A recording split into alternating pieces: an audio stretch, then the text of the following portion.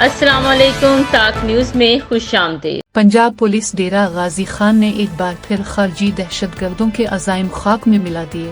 سرحدی چوکی لکھانی پر خارجی دہشت گردوں کا حملہ پسپا کر دیا گیا۔ ترجمان پنجاب پولیس کے مطابق ڈیرہ غازی خان میں سرحدی چوکی لکھانی پر 25 سے 30 خارجی دہشت گردوں نے رات دیر گئے اچانک حملہ کیا، جسے پولیس نے ناکام بناتے ہوئے دہشت گردوں کو فرار ہونے پر مجبور کر دیا۔ سوئی نالدرن کا موسم سرما میں گیس کی بلا تعطل فراہمی کا اعلان۔ ترجمان سوئی نالدرن کے مطابق کوکنگ آورز میں گنجان آباد اور ٹیل کے علاقوں میں بھی گیس فراہم کی جائے گی۔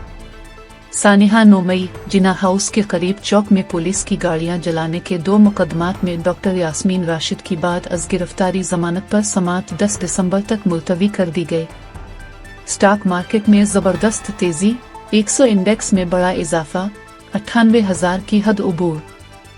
کاروباری ہفتے کے تیسرے روز کاروبار کے آغاز پر پاکستان سٹاک مارکیٹ کے 100 انڈیکس میں 3,357 پوائنٹس کا بڑا اضافہ ہوا، جس کے بعد انڈیکس 98,160 پوائنٹس تک پہنچ گیا۔